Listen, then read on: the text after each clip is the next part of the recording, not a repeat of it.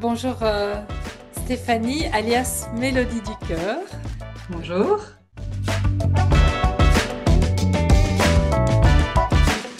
Bienvenue dans cette journée dédiée à la littérature francophone belge.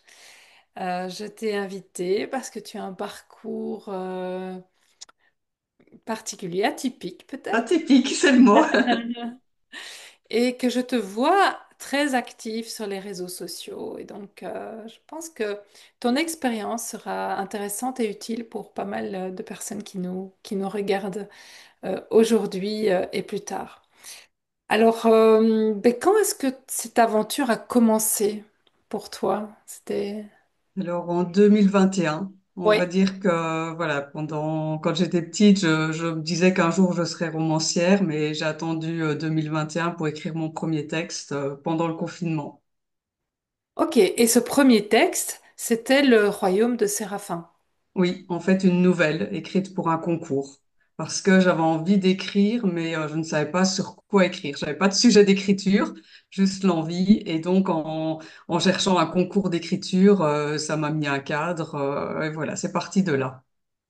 Et tu as été primée, en fait, tu as finalement Oui, gagné ce concours d'écriture. oui, en effet. Voilà, oui, et ça a été le début, voilà, Le doigt a été de mis cette dans, aventure. le doigt a été mis dans l'engrenage C'est et tu as ça. continué. Alors, Le Royaume de Séraphin, c'est vraiment ton titre phare parce qu'il se décline. Donc tu l'as décliné sous différentes formes. Est-ce que tu peux voilà, raconter finalement l'évolution de ce récit? Oui. Alors donc au départ, cette nouvelle pour le concours. Et puis après, bah, je me suis laissée guider, entraîner par les souhaits des lecteurs. Donc au départ, des personnes touchées par le deuil périnatal, donc des thérapeutes, des mamans souvent plutôt que des papas, mais voilà, donc toutes ces personnes qui me demandaient d'en faire un roman parce que la nouvelle était beaucoup trop courte et qu'ils avaient envie de suivre le petit Timéo, donc ce bébé qui rejoint le royaume de Séraphin en s'étouffant avec son cordon. Et puis donc après, bah, les interviews de thérapeutes du deuil périnatal qui se rejoignaient, qui demandaient aussi l'adaptation en roman et puis en même temps aussi en album jeunesse pour les enfants qui ont perdu un petit frère ou une petite sœur. Parce que personne n'avait jamais abordé ce thème-là de cette manière. Souvent, c'est de l'anthropomorphisme, hein, donc des animaux qui parlent, mais vraiment, voilà, des petits bébés avec des ailes. Voilà, c'était une première, le conte merveilleux pour ce thème si douloureux. Et donc, voilà, bah, j'ai fait ce qu'on me demandait. Je suis partie sur le roman, l'album jeunesse en travaillant avec une illustratrice. Et donc, voilà, j'avais les deux opposés, adultes et enfants. Et puis, de fil en aiguille, bah, quelques semaines après avoir fini le roman, j'en ai écrit une suite. Donc voilà, un tome 2. Et puis après, j'avais des jeunes qui voulaient lire le tome 1, mais moi j'estimais qu'en dessous de 14 ans, c'était délicat. Entre 11 et 14, c'était possible parce que c'est pas compliqué, mais de par les sujets abordés, la façon dont les sujets sont traités, voilà, ça pouvait être délicat. Parce que là, dans le roman, moi j'ai voulu redonner le sourire à toutes les personnes endeuillées et pas seulement celles qui avaient perdu un bébé. Et donc voilà, il y avait d'autres cas, d'autres de morts, on va dire, hein, donc Oui, voilà. oui. Et donc moi j'ai préféré refaire une version spéciale pour les jeunes, pour les ados, pour qu'ils puissent lire ce livre, parce qu'il y avait un personnage qui les touchait particulièrement, qui était mis dans le résumé, un jeune garçon de 11 ans qui subit du harcèlement en raison de sa différence et qui malheureusement saute d'un pont avant d'arriver au royaume de Séraphin. Et donc ce personnage-là est devenu le narrateur de la version pour ados. Et puis j'ai adapté aussi le tome 2, je l'ai réécrit aussi pour les jeunes en me mettant dans la peau d'une petite fille malade qui rêve d'aller en Laponie. Donc voilà, c'est comme ça qu'on est arrivé à cinq volumes, donc deux pour adultes, deux pour les ados, et puis la version jeunesse, l'album illustré. Waouh. Voilà, et tout ça bah, sans vraiment réfléchir, en me laissant porter par les demandes, par ce qui me venait. Enfin En voilà. fait, oui, tu as tiré un fil en fait. Il y a quelque chose, sans le savoir, tu as pris un fil en main, tu as tiré dessus et en fait, ça, la pelote, il y avait une grosse pelote, Oui. on va dire, là derrière. C'est ça, disons que ce qui m'a encouragée, c'est Oui, vraiment bah, directement quand la nouvelle est sortie, c'était un petit texte qui prenait 10 minutes à lire. Et en oui, fait, j'ai eu plein de réactions, plein de contacts de personnes que je ne connaissais pas qui me disaient mais merci, vous nous redonnez le sourire grâce à cette histoire. Et la première fois que j'ai entendu dire ça, je restais assez stupéfaite. Et puis, à force de l'entendre, que les thérapeutes aussi du deuil périnatal veuillent m'interviewer, etc. Donc j'ai compris que mes mots vraiment avaient ce pouvoir de redonner le sourire. Et c'est ouais. dans cette optique que j'ai fait le roman. D'ailleurs, je l'avais mis en ligne gratuitement et on peut toujours le lire gratuitement parce que voilà, moi j'avais pas un but de vivre déjà de ma plume où j'étais heureuse d'écrire, mais voilà, heureuse de me dire que je pouvais redonner le sourire à des personnes endeuillées, qu'elles aient perdu un bébé, un proche Oui. adulte ou un enfant. Voilà, c'était mon optique. Si mes mots étaient capables de faire ça, bah, voilà, je voulais les mettre au service, on va dire. Merveilleux. Et ce processus d'écriture, alors comment s'est passé? Tu écris depuis longtemps, depuis toujours, depuis adolescente, comme beaucoup de personnes qui se remettent à l'écriture à un moment donné, ou enfin, quel est ton processus et ton trajet au niveau de l'écriture en elle-même? Bah, disons que c'est encore atypique puisque moi je rêvais d'écrire étant ado, je lisais beaucoup à cette époque et puis après ben entre la vie active, quatre enfants, un restaurant que j'ai tenu aussi pendant 10 ans, ben moi j'ai laissé tout de côté. Enfin je faisais aussi du triathlon, voilà. Et cette idée d'écrire, je j'ai pas écrit pendant 30 ans, on va dire que j'ai pas écrit. Et puis tout d'un coup, bah voilà, je me réveille en 2021 avec d'abord un petit poème. Et puis quelques jours après, ben, l'envie d'écrire cette nouvelle. Et puis ben, c'est parti de là, je me suis laissée entraîner. Et en 3 ans, ben, j'ai édité 9 livres. Mais voilà, en me laissant porter, il y a aussi des poèmes. J'ai écrit, je crois, 250 poèmes en quelques mois. Enfin voilà, c'est comme une boulimie d'écriture, comme si j'avais 30 ans à rattraper Oui. en très peu de temps, mais sans me mettre de pression, parce que bah, ça vient comme ça, je fais... voilà un petit peu mon processus qui est peut-être aussi atypique, mais voilà, je suis passée de rien à tout. Et enfin Oui, voilà. et avec une évidence en fait. C'est évident pour Oui, toi. Tous oui. les jours tu écris, du coup, c'est tous les jours que tu écris? Non, en fait, moi, je ne m'impose rien. Quand c'est là, je fais. Je peux passer plusieurs semaines à me concentrer là-dessus. Ben, notamment quand j'écris un roman, c'est sur quelques semaines où je voudrais vraiment focaliser dessus parce que sinon, si je laisse le travail prendre le dessus, le reste, ben, je ne me rappelle plus le nom des personnages, où ils habitent, leurs âges, etc. Donc, il faut vraiment que je sois plongée dedans pendant quelques semaines. Et puis après, ben, je retravaille pendant un an tranquillement au fur et à mesure quand je peux. C'est Quand c'est ça. là, en fait, tu laisses tomber tout Oui, et tu t'autorises à le faire. voilà, c'est Ça, ça, en c'est fait. ça. Est-ce que tu vis de ta plume? Est-ce que tu vis de ta maison d'édition? On va en parler après. Mais est-ce que tu as un métier sur le côté encore? Alors, disons que j'ai toujours travaillé, moi, à domicile, la gestion d'entreprise, donc je fais ça depuis 30 ans, et disons que, ben voilà, je continue à faire ça, et c'est vrai que ce métier me permet d'organiser mes journées comme je le veux. Je peux, voilà, ce qui n'est pas fait aujourd'hui est fait demain, on va dire. Enfin voilà, j'organise un petit peu comme je veux. Financièrement, bah, c'est sûr que c'est compliqué parce que ben, j'investis énormément, ben, notamment on en parlera pour les auteurs, hein, donc, parce que moi j'ai édité 17 titres en 2 ans, donc c'est énormément d'investissement et on verra sur le long terme si on peut dire que j'en vis. Mais actuellement, moi je ne me mets pas de salaire, je ne cotise pas pour la retraite, etc. Donc voilà, je peux pas vraiment dire que je vis de ma plume, mais en tout cas, je peux au quotidien y travailler. Et je vais dire, ben, en ce moment, ben, je suis dans une phase où ben, il y a rien de spécial, il y a beaucoup d'idées, il y a plein de choses, mais il y a rien qui se met en place naturellement tout seul, et ben, je me laisse porter. Et donc, je viens de participer à un concours d'écriture, même si j'ai plein d'autres choses en tête, il y a rien qui se décide et je ne me mets pas une pression. Voilà, je laisse vraiment faire comme ça doit se faire. Un peu l'attitude que j'ai aussi, donc je suis beaucoup en dédicace. Et je laisse venir à moi les gens qui veulent. Je n'interpelle personne. Je suis présente et puis ce qui doit se faire se fait. Et puis parfois, bah, ça débouche, voilà, sur. J'ai fait énormément de choses, mais parce que je suis beaucoup sur le terrain, parfois sur des conférences ou d'autres choses. on m'invite dans des classes, enfin voilà, on pourra y revenir, mais tout ça, ça s'est fait naturellement. Moi, je vais jamais frapper à une porte. Ça vient à toi, tu es disponible en fait. Il y a une disponibilité à ce qui est possible et du coup ce possible se matérialise. Quelque chose comme ça? Oui, oui, bah c'est un peu ça, Ouais. vraiment, Ouais, voilà. ouais. Pareil, quand on me dit pourquoi j'ai écrit sur ce thème, Oui. pourquoi ça, je ne suis pas touchée, etc. D'ailleurs, au départ, c'était difficile de me dire que j'étais légitime, et puis surtout que je pouvais donner le sourire, que je suis pas concernée. Enfin voilà, très difficile. Et tout ça, voilà, je peux pas expliquer. Donc, pareil, je me laisse guider, on va dire.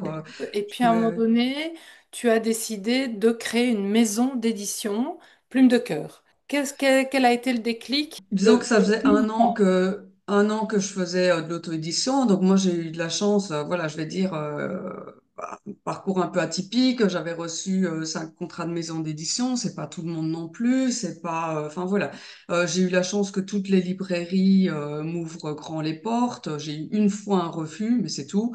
Voilà, c'était de l'auto-édition, donc non, non merci, sans même savoir. Mais sinon, j'ai eu cette chance aussi, ce qui n'est pas le cas de tout le monde dans les magasins, etc. Moi, la première année donc d'auto-édition, j'ai fait 160 journées de dédicaces. Il faut imaginer sur 365 jours. Donc j'étais partout sur des événements près de chez moi, des brocantes, etc. En librairie, salon du livre, des marchés artisanaux, enfin voilà, des marchés même hebdomadaires, puisqu'il faut savoir que le statut d'artiste-auteur nous permet, avec l'autorisation des mairies, de nous installer n'importe où du moment qu'on a une assurance, enfin, etc. Donc moi, je suis beaucoup sur le terrain. Et puis au bout d'un an, bah en fait, je me rends compte que fiscalement, en fait, j'ai vendu énormément et j'ai perdu énormément d'argent parce que je suis imposée sur un forfait et pas au réel. Donc après, bon, on va dire que fiscalement, là, au bout d'un an, je me dis, je dois passer au réel. Et puis, très vite, tant qu'à faire, je me dis, mais si je suis au réel, mais pourquoi je donnerais pas une chance aussi à d'autres auteurs? Finalement, mon parcours, je vois ce que c'est, etc. C'est pas facile, tout le monde peut pas faire ça non plus. Voilà, peut-être que je peux apporter quelque chose à d'autres auteurs aussi, auxquels on ne s'intéresserait pas parce ils ont un talent fou, mais ils sont pas connus. Donc voilà, un petit peu l'idée de me dire, si je peux donner une chance à d'autres, peut-être même être juste un tremplin, le fait qu'ils aient signé avec une maison d'édition, peut-être pourra leur faire oui, un tremplin. Donc voilà, dans cette idée, donc plutôt que de passer simplement au réel en tant qu'auto-édité, je crée une maison d'édition pour donner une chance à d'autres auteurs. Et puis voilà, c'est parti de là. Et quand moi j'ai une idée dans la tête, ça va très vite. Enfin, je me laisse porter. Et 10 jours après, j'avais déposé les statuts, j'avais contacté ma juriste. Enfin voilà, moi je suis dans la gestion d'entreprise depuis 30 ans, donc c'est assez simple pour moi. Ok, tu parles de mairie parce que en fait, Ah oui, tu j'habite en es France. frontalière. Enfin voilà, tu es Ouais. belge, Oui, mais je tu suis belge. habites à la frontière, hein. Tu es du côté, Oui, à 3 kilomètres de la Gaume, donc voilà. province du Luxembourg, à 3 kilomètres de la province du Luxembourg. Tes 160 journées de dédicaces, la première année, c'était essentiellement là dans la région, donc en Belgique, en France, donc Oui. autour de toi. J'imagine que Oui, tu as c'est ça. C'est dans ça, autour de moi. Mais après, j'ai voyagé aussi. Je suis allée dans différents départements en France, assez loin. J'ai fait jusqu'à 6 heures de route, je crois, pour aller faire un salon. En fait, j'ai pris partout où il y avait de la place parce que souvent, il faut s'inscrire même plus d'un an à l'avance, etc. Donc, voilà. Et puis, je me suis dit, il faut semer des petites graines un peu partout. Enfin, voilà. Donc, ça m'a coûté, forcément, tout ça. Et puis, non seulement les coûts de transport, d'hébergement quand j'allais loin, quand j'étais tout près sur des brocantes, ça coûtait rien, mais pas grand-chose. Me dire que j'ai fait 160 journées sur le terrain et que j'ai perdu beaucoup d'argent. Et donc, ouverture, création de cette maison d'édition en France. Plume de Cœur Édition est une donc, maison d'édition française. Euh, la question à ce moment-là qui se pose, c'est aussi la diffusion, la distribution. Est-ce que là, ça te donne un accès autre, plus, enfin plus grand, différent? Non, sincèrement, comme moi j'avais la chance d'être accueillie partout, non, sincèrement, ça me donne rien de plus. Mais parfois, il faut reconnaître que oui, dans le sens où parfois des concours ne s'adressent qu'à des personnes qui sont éditées en maison d'édition. Donc oui, je vais pas nier. Au départ, moi, c'est pas le but, mais c'est vrai que bah, il y a quand même des avantages à être en maison d'édition. Après, c'est ce que j'expliquais aux auteurs. Je leur dis, bah voilà, les avantages à signer un contrat, les avantages à faire de l'auto-édition. Prenez votre décision vous-même. Ça va pas vous faire plus de ventes. Ça, il faut savoir que malheureusement, ça c'est pas si facile parce qu'on imagine que hop, ça y est, on signe un contrat et les ventes elles décollent, on est connu. Enfin voilà, ça c'est pas vrai du tout. Aujourd'hui, je ne vends pas plus. Au bout de 2 ans, enfin presque 3 ans maintenant que la maison d'édition existe, j'ai un retour, je vois bien. J'ai pas plus de ventes parce que c'est une maison d'édition que si je suis auto-édité. On va dire, voilà, sur une journée, par exemple, je vendais 10 livres Mélodie du cœur. Bah, aujourd'hui, j'en vends 10 pour l'ensemble de la maison d'édition. Ce qui reste sensible, en fait, c'est la promotion, la communication, se faire connaître. Et une maison d'édition qui débute, eh ben, c'est pareil. Elle est pas plus légitime, elle a pas plus. Voilà, on va dire que ça fait sérieux. Voilà, ça permet d'avoir accès à parfois des salons aussi qui sont pas accessibles aux auto-édités. Mais voilà, au niveau de la diffusion, bah, ça reste. Faut démarrer, faut être sur le terrain. Il Possible. y a rien qui se fait tout seul. Ouais. Et voilà, les gens vont pas acheter, bah, il y a peut-être un petit peu hein, qui vont acheter plus facilement si c'est une maison d'édition, mais c'est quand même très marginal parce que il y a aussi des maisons d'édition à compte d'auteur et le public, le lecteur ne fait pas la différence entre une maison à compte d'auteur où il n'y a pas de suivi. Donc ça va pas être un gage pour vendre. Donc, quand on crée une maison d'édition, ben, on réfléchit évidemment à une ligne éditoriale. Comment est-ce que tu as fait ton choix? Moi, je me dis, bah déjà, au niveau des auteurs, je m'entoure. Enfin, après, je ne réfléchis pas, mais je le fais naturellement. On va dire, bah, des auteurs qui partagent mes valeurs, qui sont sensibles aussi voilà, aux mêmes choses que moi. On va dire, bah, l'empathie, qui sont ouverts aux autres. Enfin, voilà. Après, je pense que c'est assez naturel. Donc, on va dire que la ligne éditoriale au niveau de l'équipe d'auteurs, ben voilà, c'est des personnes qui me ressemblent. Je suis fermée à rien. Je fais du jeunesse, je fais ado, je fais adulte, de la romance, du polar. Il faut toujours que ça me parle. La ligne éditoriale, ça va être aussi dans la façon dont les sujets sont traités. Il faut que ça soit très optimiste. On peut aborder des thèmes douloureux. Il faut toujours que ça apporte quelque chose de positif au lecteur.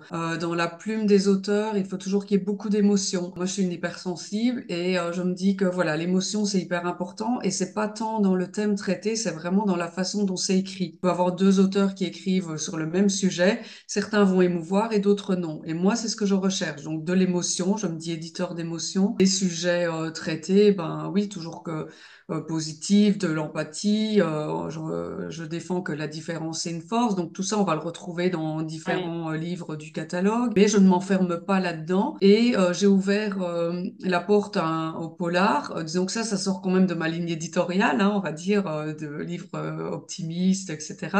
Mais je voulais là, c'est vraiment pour le côté local. Je veux aussi donner une chance à des auteurs près de chez moi. Et donc ce livre-là rentrait vraiment dedans, puisque là, c'était en Ardennes belge. Donc, combien de livres as-tu, combien d'auteurs as-tu dans ton catalogue aujourd'hui?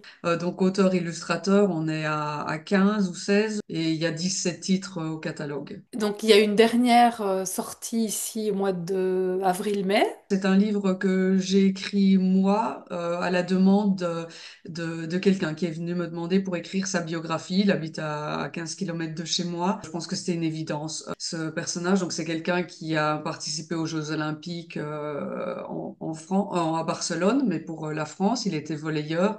Mais c'est pas tellement son parcours sportif qui m'a touchée, c'est que quand il avait 15 ans, il a été placé en centre pour mineurs. Et moi, je voulais vraiment creuser dans son enfance, découvrir pourquoi il y avait toute cette violence chez cet enfant. Une belle Et histoire. donc ça s'appelle La Wolf. Et donc voilà, Oui. c'est ce livre. Et là, bah, j'ai pas voulu mettre mon nom de plume sur la couverture. Je voulais vraiment, c'est son livre à lui, c'est son histoire. J'explique à la fin, donc il y a 4-5 pages où j'explique hein, les coulisses. Et donc là, j'interviens, j'explique bien qui je suis, que je suis à la fois l'éditrice et l'autrice du livre. Mais voilà, je voulais vraiment être en retrait. Oui. C'est pas Mélodie du cœur directement. Voilà. Oui, c'est tellement important de pouvoir raconter son histoire. Et il n'avait pas envie, lui, d'écrire. Il ne se sentait Après, pas l'écriture, capable. c'est pas donné à tout le monde. Ben non, non, non. Après, je ne parle pas de l'orthographe parce que je me dis que l'orthographe, j'encourage beaucoup de jeunes.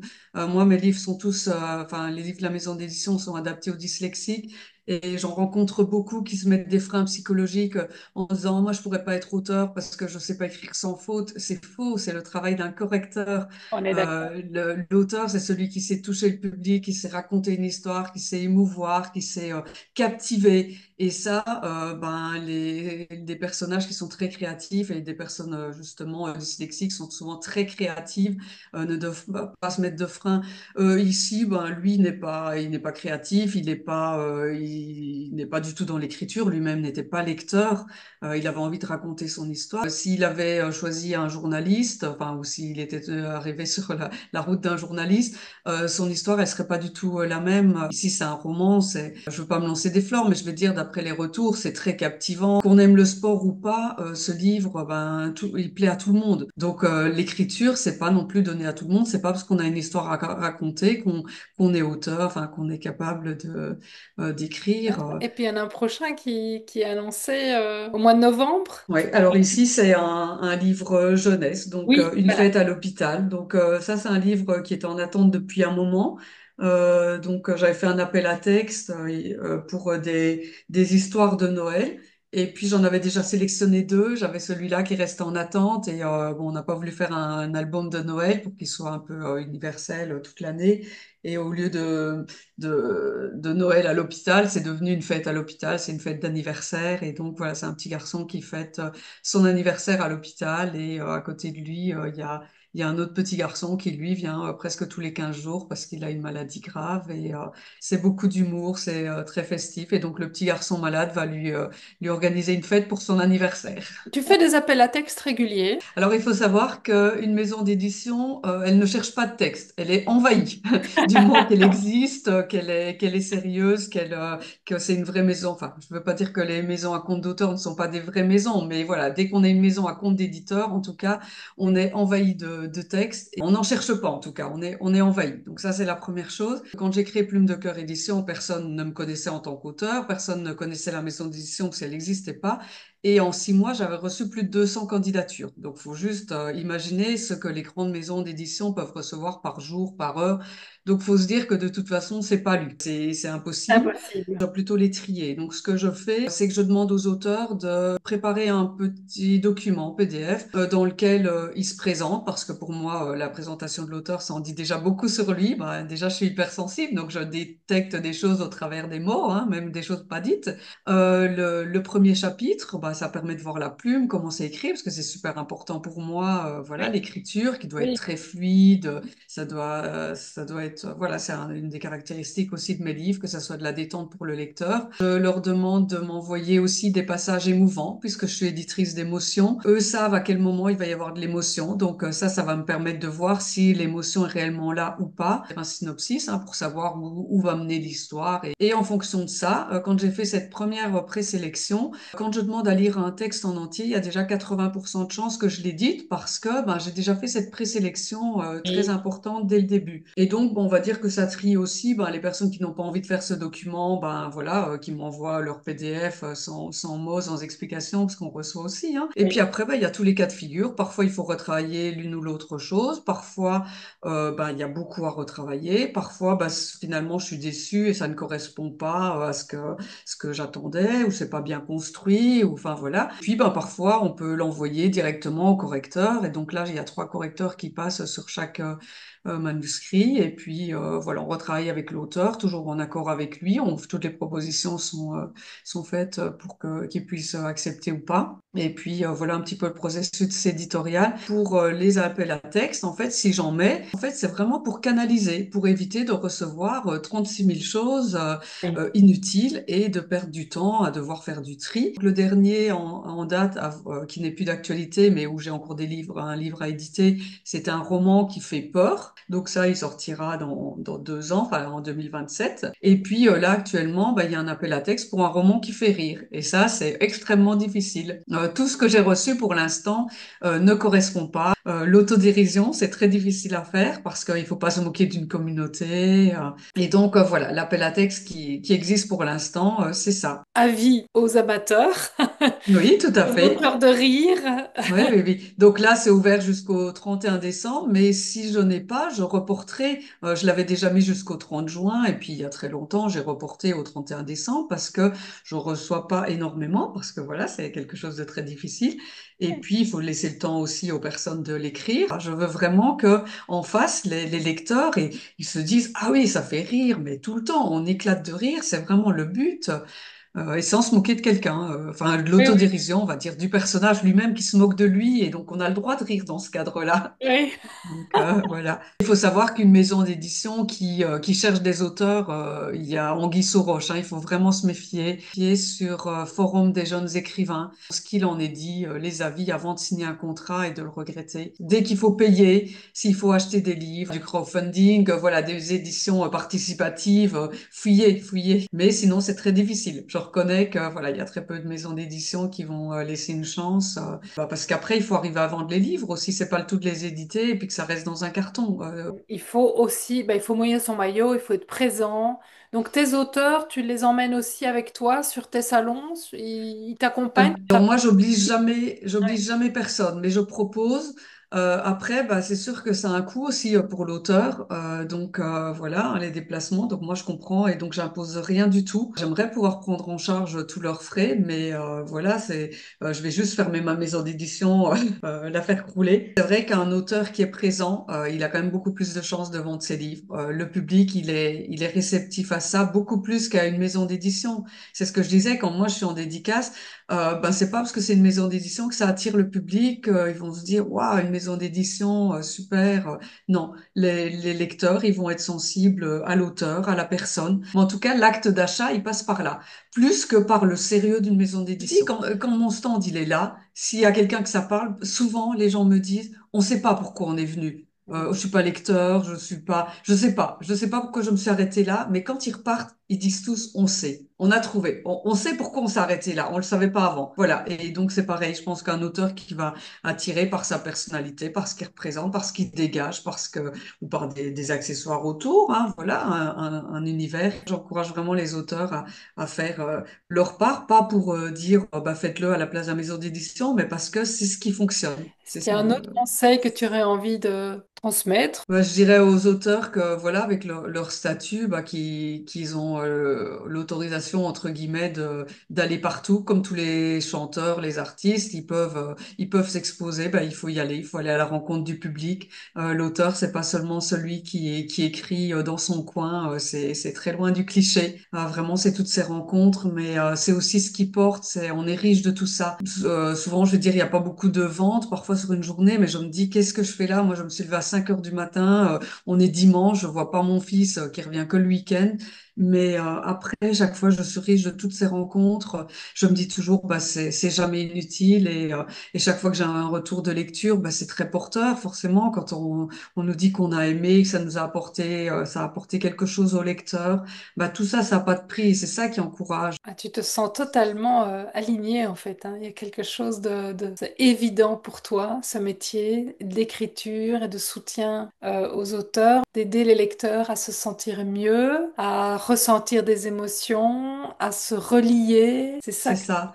En de... fait, j'ai jamais réfléchi à ça au départ. Quand j'ai écrit la nouvelle, je ne m'attendais pas à ce qu'elle redonne le sourire aux personnes qui aient perdu un bébé. Alors oui, quand j'ai écrit le roman, je l'ai écrit dans ce but, en me disant je veux redonner le sourire à toutes les personnes endeuillées. Ça a fonctionné. Mais ce que je m'attendais pas, c'était que les personnes, les parents d'enfants différents me disent avec ce livre, mais merci, je ne vois plus le handicap de mon enfant, mais son potentiel. Je me dis, mais c'est juste dingue. Moi, j'écris un livre pour redonner le sourire aux personnes endeuillées. Et je me rends compte que j'apporte quelque chose à un autre public, à des parents d'enfants différents, parce que je parle de ce petit garçon qui a un TDAH, qui souffre en raison de sa différence, et ça touche beaucoup de personnes. Quand j'ai fait la version pour les jeunes, Donc juste, moi, je veux qu'ils lisent ce livre qu'ils ont envie de lire. Je le réécris pour eux, mais ce à quoi je ne m'attends pas, c'est que les enseignants me disent que c'est un outil de lutte contre le harcèlement. Moi, j'ai pas écrit ce livre dans ce but. La toute première enseignante, c'est ma correctrice. J'ai une de mes correctrices de la maison d'édition qui est enseignante. Elle tombe sur ce livre, c'est la première à me dire,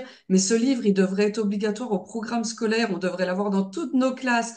Et ça, je l'ai entendu plein de fois. Aujourd'hui, je suis invitée dans plein d'établissements scolaires. J'ai fait aucune démarche. Par exemple, là, je vais aller à Bruxelles. Je vais rencontrer des troisième et quatrième primaires. Je rencontre 7 classes. Et je ne connais pas cette école, je ne sais pas comment ils m'ont trouvé, etc. Et tout ça, je ne m'attendais pas à porter ça. Quand j'ai écrit les livres, je ne m'attends pas à ce que ça fasse ça. Quand j'ai écrit le dernier, La Wolf, bah, c'est pareil, j'écris et je ne m'attends pas à ce que l'organisme qui place les enfants en France me demande d'intervenir auprès des enfants parce que ben, j'apporte aussi quelque chose à ces parents, à ces enfants, un message d'espoir.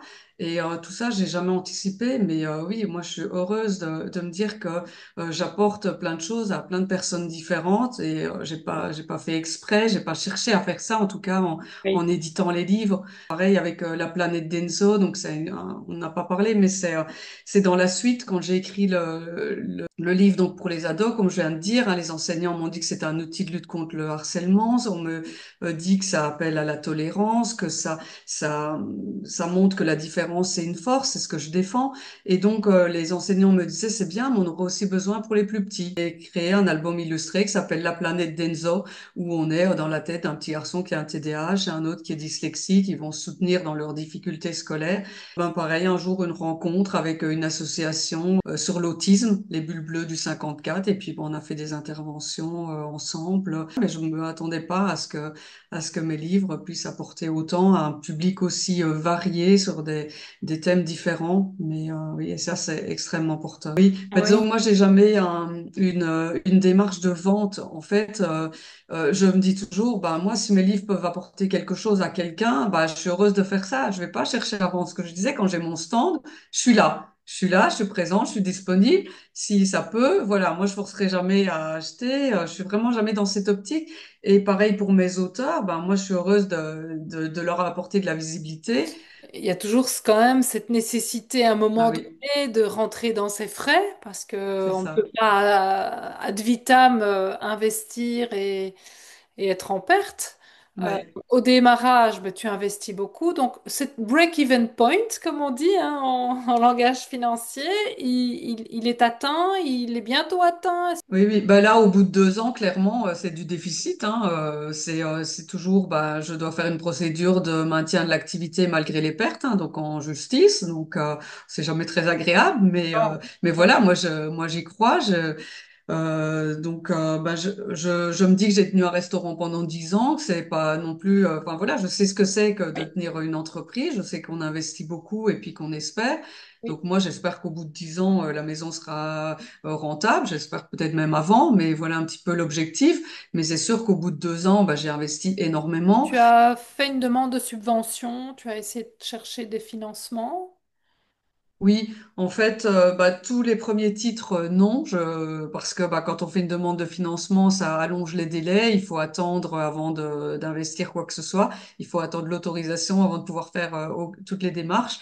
Et donc, ça bloque un petit peu, on va dire. Mais pour le dernier, comme j'étais plus dans cette démarche, j'avais le temps. Donc, pour une fête à l'hôpital, j'ai fait un dossier de demande de subvention, donc qui prend beaucoup de temps. Hein. On passe plusieurs jours à faire le dossier, à récolter toutes les pièces, à monter la comptabilité de telle manière enfin pour eux, il faut estimer tous les coûts, il faut demander les devis, etc. Il faut dire ce qu'on autofinance, ce qu'on va financer par une banque avec les taux, enfin, etc. Il faut voilà monter un dossier, il faut montrer qu'on est encore meilleur que les autres, qu'on fait mieux encore, qu'on est encore plus au niveau, par exemple, environnemental ou bien parce que ben, on a une méthode particulière, enfin, etc. Il faut, pour avoir une subvention, bah, il faut voilà, montrer encore mieux que les autres.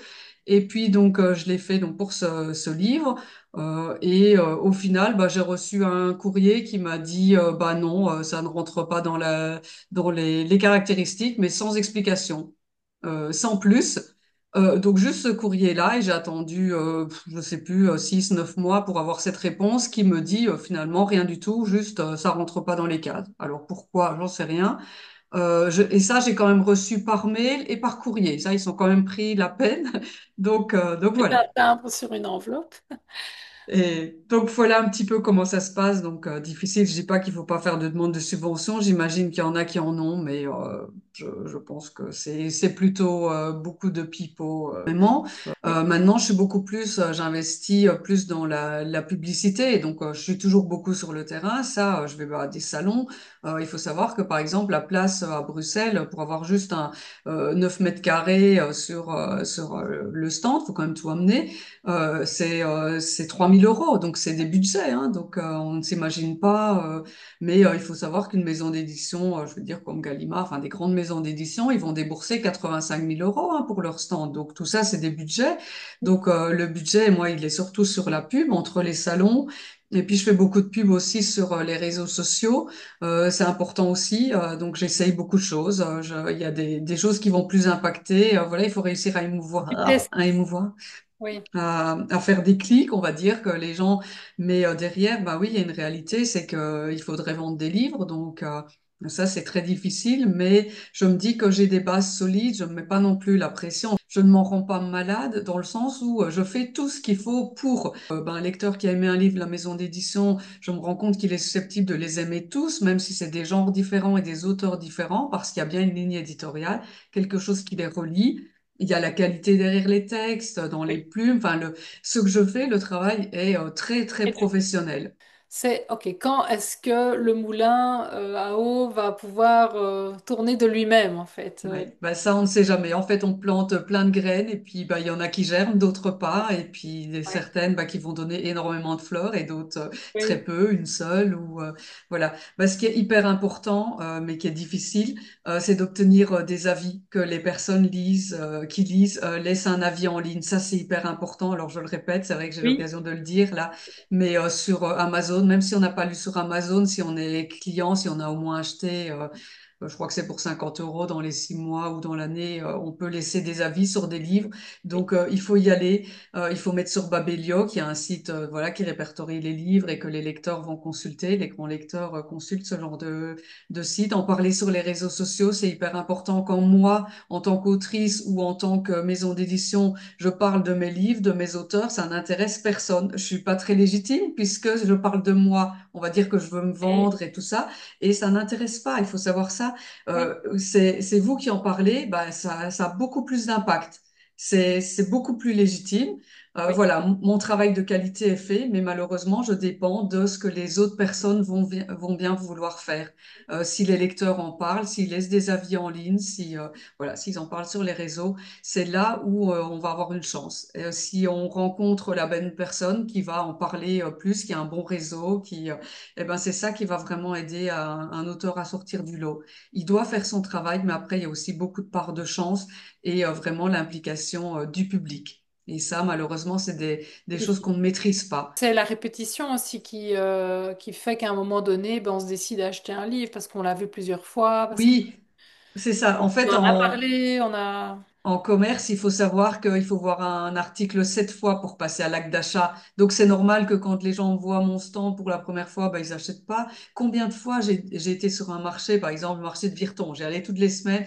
Et au bout de 5, 6 fois, il y a quelqu'un qui me dit, ah bah oui, ça fait quelques fois que je te vois, alors je viens voir ce que tu fais. Quelqu'un que je connaissais, mais et combien de fois on me dit ça, ah oui, ça fait quelques fois qu'on vous voit, alors on vient voir. Ou ah bah oui, j'ai vu sur les réseaux cette couverture. Je l'ai vu en librairie, mais il faut savoir que voilà, on n'achète pas au premier coup, donc faut pas se décourager. Il faut être partout, tout le temps. Il faut être présent et se dire que oui, peut-être qu'il y a des graines qui vont germer, d'autres non. Patient, Voilà, persévérant, confiant, garder le cap. c'est Et ça. Pas se croire. laisser décourager. Non, non. Et c'est vrai que c'est enfin, pour beaucoup de choses dans lesquelles on est passionné, il faut pas se décourager. Enfin voilà, le résultat n'est pas toujours immédiat, mais le résultat arrive à un moment donné, de tous les Je efforts pense, et de je toutes les graines pense, que ouais. l'on sème. Oui, oui, Quand oui. je vois tout ce qui m'est arrivé aussi, voilà, en me disant que j'ai pas été les chercher, cette conférence sur le harcèlement près de Lyon, cette invitation à une table ronde au Festival du Livre de Paris, voilà, tous ces enseignants qui me trouvent, enfin voilà, toutes ces interventions dans les écoles, tout ça, je pense que voilà, c'est du fait que je sois sur le terrain, que je sois disponible, que je sois sur les réseaux, que je sois partout. Ça tombe pas tout seul. Parfois, il y a des auteurs qui me disent, oh, mais moi, je pourrais pas aller en dédicace, faire ci, faire ça. Ben oui, mais malheureusement, ça marche pas en attendant chez soi dans son coin que ça arrive tout seul. Mais c'est pas pour autant que je suis connue, que je suis. Enfin voilà, ça reste très. Je fais très peu de ventes, mais voilà, il y a beaucoup de choses qui m'arrivent, mais voilà, En parce tout que je suis cas, je présente. te souhaite vraiment que ta maison perdure et que tu puisses arriver à l'équilibre et puis voilà, commencer à avoir un bénéfice, en vivre, que tes résultats, voilà, que tes efforts payent un jour. C'est Hein. Et gentil. je n'en doute pas. Après, au départ, je vais quand même dire, bah, parce qu'on parle de chiffres et que moi, j'ai rien à cacher. Hein, donc, avec mes 160 journées de dédicaces, on va dire avec mon premier livre. Alors après, bah, il y en a d'autres qui se sont superposés parce que j'ai écrit un deuxième, j'ai écrit pour les enfants. Enfin, voilà. Donc, on va dire que pour mon premier, c'est une référence. Et ben, pour atteindre 1000 ventes, eh ben, il m'a fallu 11 mois. Donc ça, voilà, c'est une idée. Mais voilà, j'ai fait 160 journées aussi hein, cette année-là. Donc voilà, et j'ai vendu aussi d'autres livres, mais voilà, pour me dire le premier, combien de temps pour ça. À ce moment-là, il était aussi beaucoup en gratuit. Il y avait énormément de personnes qui lisaient en gratuit, mais de toute façon, c'est pas en concurrence pour moi. Hein, c'est pas, voilà, C'est ça pas le n'aurait, même c'est, public. non, non. Au début que je faisais que Séraphin, ben je vendais 100 livres par mois de cet exemplaire-là. Donc 100 livres jeunesse, 100 livres du tome 1, 100, enfin voilà à peu près. Hein. Oui, oui. Et en Et voilà. tu as fait imprimer. Tu ne fais pas de l'impression à la demande. Ce n'est pas Oui, imprimé moi j'ai du via stock. Amazon. Voilà. Ah bah il y a aussi Amazon. Il faut être partout. Donc en fait j'ai aussi sur Amazon qui imprime à la demande, mais après j'ai un stock fait par un imprimeur. Donc on va dire que c'est à peu près. Moi je mettais toujours 200 exemplaires. Bon là sur les derniers exemplaires au niveau de la maison d'édition je pars plus parce que sinon sur 200, ben, en fait je mange. Enfin je me mets dans le rouge directement. À partir du moment où j'ai les frais d'édition pour ben, les trois correcteurs, le graphiste, enfin tous les services presse offerts aux journalistes, aux blogueurs, etc. Enfin, on n'imagine pas, mais les frais, c'est énorme. Et si je commande 200 exemplaires, de toute façon, je suis dans le rouge. C'est impossible sur 200 exemplaires de rentrer dans mes frais. Donc, en fait, il faut que j'en commande beaucoup plus. Quitte à ce qui reste peut-être dans mes stocks pour très longtemps, mais je me suis rendu compte, bah voilà, on apprend aussi sur le terrain, hein, que bah, il faut que j'en imprime beaucoup plus. Donc j'ai du stock et puis il faut savoir que depuis le 1er janvier de cette année aussi j'ai un diffuseur, distributeur diffuseur qui est DG Diffusion et donc eux, bah, c'est eux qui distribuent en librairie et donc eux il leur faut plusieurs centaines d'exemplaires aussi de stock pour pouvoir alimenter les librairies. Donc oui il faut que Et je du fasse coup, des stocks. tu en imprimes combien alors, maintenant, le Euh, Bah, disons que les albums jeunesse, de toute façon, vu le coût d'un album, ça coûte beaucoup plus cher qu'un roman parce que c'est des couvertures rigides aussi, etc. Donc lecteur? là, bah, je les imprime par 500. Voilà, mais je peux monter, peut-être, je pourrais monter même à 1000 sur les romans pour me dire, de toute façon, il faut, même avec 1000, c'est pas, je vais pas commencer à être rentable, vu tout ce qu'il faut sortir comme argent et le peu qu'on gagne par livre. Faut toujours essayer de trouver un équilibre et essayer que, bah, il y ait plus de rentrées que de sorties, mais voilà, et toujours peser le pour et le contre. Est-ce que je fais encore? Par exemple, ben, Bruxelles l'année prochaine, je m'inscris pas. Voilà, je fais l'impasse sur celui-là, mais je vais quand même retourner à Paris. Je vais aussi sur des salons du bien-être, enfin toutes des choses aussi en rapport avec les livres que je fais, sur la différence oui, des salons plus dédiés aux troubles du neurodéveloppement, par exemple, où voilà, Oui. faut essayer d'autres choses où on n'est pas nécessairement, on s'imagine salon du livre, mais salon du livre, on est en concurrence avec plein de monde. Oui. Donc, donc c'est difficile. Il y a peu de personnes qui passent la porte d'un salon du livre. Demandez autour de vous combien de personnes passent la porte d'un salon. Donc voilà, il faut être là où est le public, Aller chercher les lecteurs là où ils ne où ils s'attendent pas sont. à trouver des livres, Ouais. en fait. C'est ça. Et puis Quelqu'un- bah, des événements, faire soi-même peut-être des événements, comme j'ai d'organiser la randonnée littéraire, là, qui est un Oui, événement complètement atypique, hein. oui, Mais voilà, à mon image encore. J'ai eu 110 personnes et je bien. savais pas trop quel public. Je pensais amener des randonneurs à la lecture, mais clairement, j'ai eu des personnes intéressées par les livres, qui ont fait parfois beaucoup de kilomètres pour justement un événement atypique, un jeu de piste littéraire. Ils savaient pas trop à quoi s'attendre. Ils ont été enchantés. Enfin, vraiment, tout le monde disait, oh, mais c'est génial. Donc, ça, c'est super bien. Tout le monde veut une deuxième édition.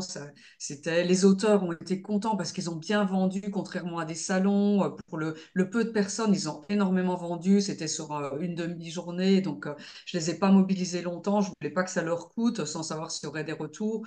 Donc, hyper positif. Et oui, et voilà, il faut faire des choses qui vont attirer le public. Ouais. C'est sans doute, voilà, atypique. Trouver aussi sa marque, faire à son image. Je pense que c'est hyper important. Oui, et oser sortir des sentiers battus, essayer d'autres formats. Et je crois que Oui, ben, moi, je fonctionne déjà comme ça, dans le sens où je me suis pas posé la question, est-ce que les autres font des livres adaptés aux dyslexiques? Moi, tous mes romans y sont. Je peux montrer à la caméra ce que ça fait, mais c'est un interligne un peu plus grand et voilà, une écriture qui va convenir aux dyslexiques. Et je me rends compte que je suis la seule à faire ça. Ça existe pour les enfants, mais pas pour adultes. Et pourquoi? Ben, moi, je me pose pas la question, ça me parle, je le fais. Et voilà, c'est ça. Et je suis différente des autres et c'est peut-être ce qui va me sauver, entre guillemets, ou peut-être pas, je ne sais pas, mais ah, c'est intéressant. Ce serait peut-être bien une fois de faire un... Je fais une parenthèse, hein, mais ça pourrait être intéressant que tu nous parles justement de comment on fait un livre pour les dyslexiques. Parce que ça, comme tu dis, ça ne se fait pas, mais peut-être bah, simplement par ignorance. Moi, oui, oui, j'ignore bah oui, complètement comment, voilà. enfin, qu'est-ce qu'il faut faire autrement. Mais Bah, c'est 1,5 pour l'interligne, un et demi, ok. oui, et puis une écriture sans empattement. Ah oui, c'est ça. Ouais. Donc, ça va être Comme les pour deux les choses, e-books, en fait. C'est comme pour les euh, e-books. Tu vois, les e-books, peut-être, il le sans demande. empattement, Ah oui, que du d'accord. papier, en général, on met effectivement de Mhm. l'empattement. Oui. Oui, oui. Ben voilà. Et ces deux choses-là. Et tout le monde me dit, mais finalement, quel confort de lecture. Combien de personnes me disent ça, mais donc ils l'adoptent. Vraiment, Ouais, c'est un changement de la norme, en fait. oui, c'est ça. Ben voilà. Alors, quand on est atypique, Ah, c'est bien. Ok, on super. tourne autour de ça, hein, toute l'atypie. Oui, oui. Tu es hypersensible, tu disais. Ah, ouais. Oui. Ça a toujours été quelque chose à devoir gérer dans le monde actuel. Oui, ben moi aussi, c'est ma force aujourd'hui, mais il m'a fallu 43 ans. Il a fallu que je commence à écrire pour me dire que mon hypersensibilité, c'était une chance et pas un handicap. Parce que qu'est-ce qu'on a pu me dire que arrête ces larmes de crocodile, alors que si j'avais pu, ben, j'aurais bien aimé ne pas pleurer si j'avais pu me cacher dans un trou de souris, alors qu'on dit les larmes de crocodile, c'est on se met en avant. C'est exactement le contraire. Et donc j'ai grandi avec ça et encore aujourd'hui. Donc je me dis, bah oui, ça c'est ma force, j'écrirai pas comme je le fais, je toucherai pas le public de cette manière.